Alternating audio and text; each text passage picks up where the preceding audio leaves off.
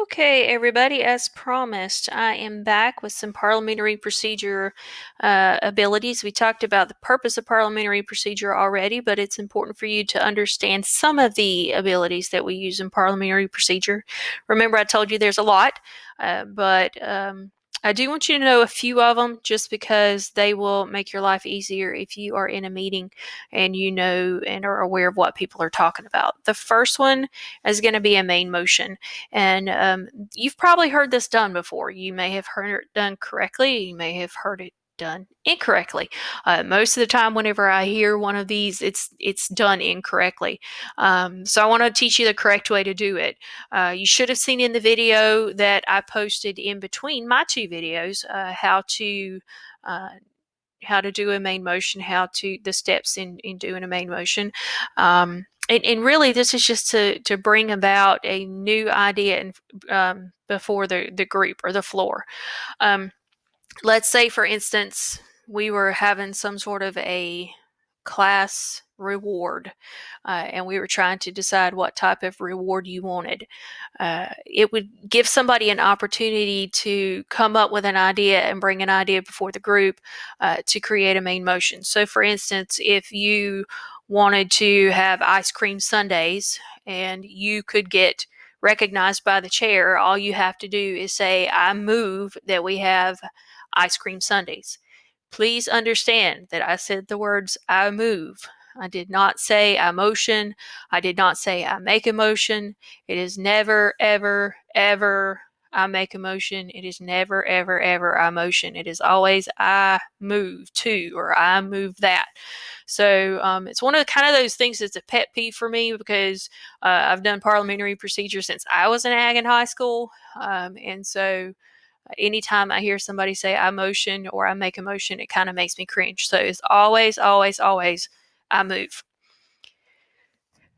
About a main motion, only one thing can be on the floor before the group at the same time. Remember, we talked about the fact that with parliamentary procedure, it helps you focus on one thing at a time.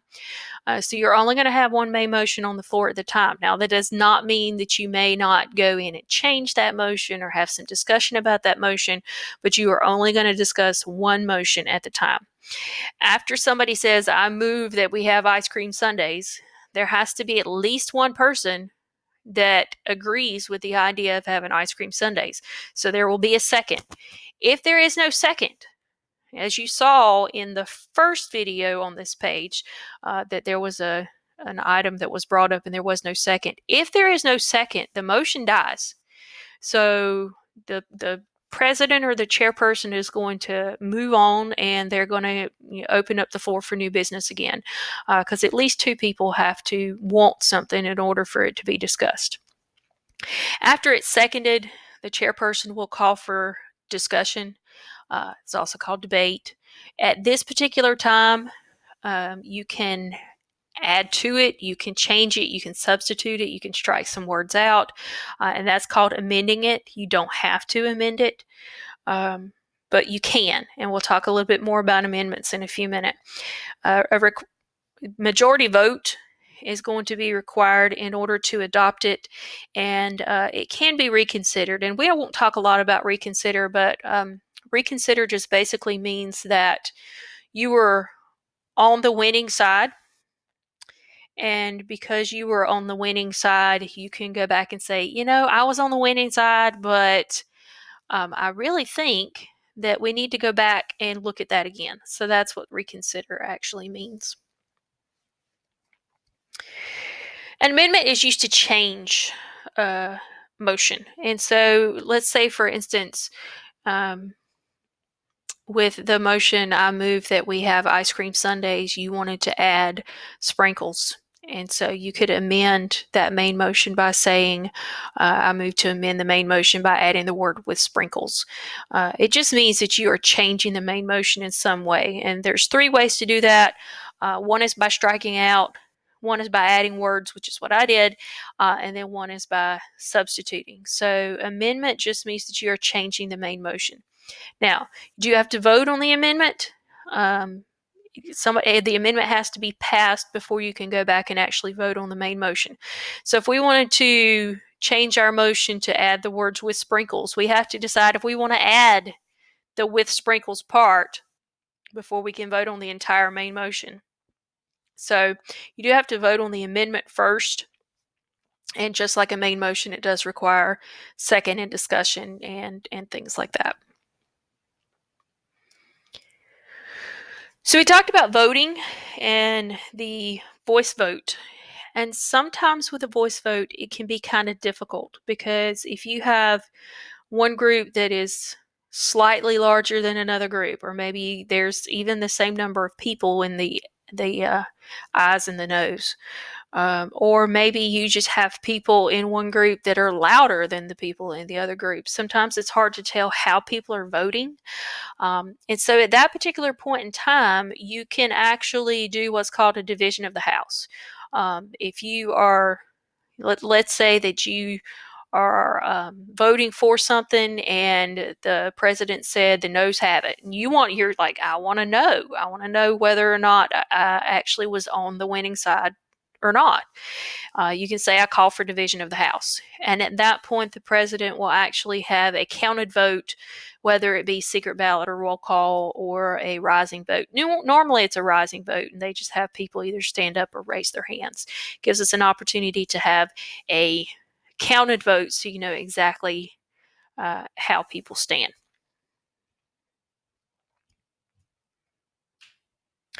There are times whenever you want more information, and there are times whenever a large group of people have a hard time accomplishing something, and so it is easier to refer it to a smaller committee so that that committee can actually get together and look at things more in detail, more in depth. And often we do this whenever we have something that we need more research on. And so instead of having a big group going in all different kinds of directions, we will refer something to a committee of a smaller group of people so they can go and get information about whatever it is that we're talking about. So if we go back to our main motion of having ice cream sundaes, we might, instead of the whole crowd deciding what you want to have on your sundaes, you might put together a little committee and they can decide what kind of toppings and things that you want to have instead of having the entire large group decide on something. So refer to a committee just kind of helps you to get things a little bit more fine-tuned with a smaller group. When they make the motion, it's a good idea for the person making the motion to talk about the number that are going to be on the committee. You usually use an odd number, and the reason is just because you cannot have a tie vote if there's an odd number. That person should also say how they're going to be appointed and when they should report back and the things that they're supposed to report back. It must be seconded, does have a majority vote, and can be reconsidered. This is one of my favorites. Sometimes you get into a meeting and the noise and the talking just goes on and on and on. I was on the FFA board of directors a few years ago, and we were talking about the way that we were going to do state FFA degrees. And one person on the board was old school and wanted everything to still be done on paper. Pretty much everybody else on the board was wanting to go digital because it was easier. There was no mailing involved. And so even though it was pretty obvious that most everybody was kind of leaning in one direction, we still had a discussion forever because of it. And the way we could have stopped that, and eventually did stop that, is by calling or moving to previous question. Again, you saw this in the town council meeting at the beginning of the page. Previous question just means that you are going to stop discussion and you're going to go ahead and vote. Now, this is one of those tricky situations where you are actually limiting people's rights because they should have an opportunity to speak if they want to have an opportunity to speak. But sometimes you kind of see the way something is going and that the discussion is not getting you anywhere, and the best thing to do is just move on. So, I moved the previous question is the way that you do this, or I moved to stop debate or close debate, and it gets you an opportunity to get back to what the original motion was, go ahead and vote on it and move on to something else. Again, one of my favorites, but this is one that requires 2/3 majority vote because you're limiting those rights. And so this is one where you have to make sure that you take a counted vote, because otherwise you don't know whether you have a 2/3 majority vote. So one of my favorites to stop needless discussion. Okay, so you see Dwight here. If you're a fan of The Office, you know that Dwight likes to prove to people that they are wrong from time to time. That's kind of what point of order does. I have been in meetings before where I know that the presiding officer has made a mistake. Maybe they forgot to call for discussion. Maybe they forgot to call for a second. It's one of those situations where I don't always speak up in those types of situations because it really doesn't make that big of a difference. However, if your chairperson did not call for discussion and you need to discuss, you need to make sure that you have an opportunity to give your opinion. You can more or less tell that chairperson that they made a mistake, and all you have to say is, I rise to a point of order. And when you do that, the chairperson should say, state your point. When they say state your point, you say, you forgot to call for discussion. At that point, they can fix it, they can call for discussion, and there's no harm done. So a point of order is just kind of to say, hey, you made a mistake, let's fix it. It's kind of one of those spur of the moment types of motions. And it can be done and actually interrupt another speaker, but it's to go ahead and take care of the mistake then. Sometimes the chair will do things that are maybe outside of their boundaries, I guess is a good way to put it. They make a decision that maybe they don't have the authority to make, or maybe you have made a point of order and they say your point is not well taken and they don't fix it. So sometimes the chair will, and this is not often, but from time to time you may have a chair that does things that are kind of outside of their authority. If that happens, you can appeal the decision of the chair, and then the group decides. At that point, the group can say, well, we think the chair did right, or we think that the chair did wrong. So the member will stand and say, I appeal the decision of the chair, and then they say why. And at that point, the group votes and they decide whether or not the chair actually had the authority to do what they did. So a chairperson or a president does not have, all kinds of power, but they can be questioned with an appeal. We mentioned this one a little bit in the original parliamentary procedure video. Suspend the rules. Sometimes you have rules that maybe you have rules at an organization that you have to do opening ceremony at all your meetings, but maybe for this particular meeting you're going out to play kickball and you don't want to do opening ceremony before you go out to play kickball. You can move to suspend the rules that you normally would do in order to move on and do something a little bit different. So I moved to suspend the rules of doing opening ceremony. And at that point, because you are limiting the rights of the members, something that they normally know that they get to do, they can do a 2/3 majority vote. You would do a 2/3 majority vote in order to suspend those rules. So those are really, the suspend the rules and previous question are really the only two times in the motions that we will talk about that you actually use a 2/3 majority vote. This one, adjourn.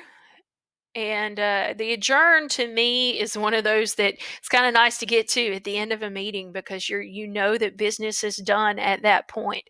It doesn't mean you got to go home. It just means that business is over. So it's used to close a meeting so that you are no longer discussing business. Now, the interesting thing about adjourn is you can do it at any time. And adjourn is a privileged motion, which means that you could be in the middle of discussion, and if somebody says, I move to adjourn, and you get a second and a majority vote, then your meeting's over, whether you finished or not. So an adjourn is a privileged motion that, basically you can stop things right in their tracks if you get enough people that want to do the same thing. So adjourn just stops business and closes the meeting down. Very quick to do. I move to adjourn. There's a second. There is no discussion. There's a vote, and then you adjourn if there's enough people that want to adjourn. And you would think that would be the last slide because I had that's all, folks. But there is one more, and that is relinquishing the duties of the chair. And with relinquishing the duties of the chair, from time to time, there's situations where the chair wants to discuss things or wants to have an opportunity to vote, and relinquishing the duties of the chair to another officer, typically the vice president, is done in order to give them an opportunity to speak or debate or give their opinion or vote on something. So relinquishing the duties of the chair is often done when a chair wants to have an opportunity to share their viewpoint on something. They will reassume the duties of the chair once that item of business is over. And that is it for parliamentary procedure. Make sure that you check in with office hours if you have any questions about any of this stuff. It's one of those things that can be kind of complicated, but once you get the hang of it, it does really help to organize your meetings. See you next time.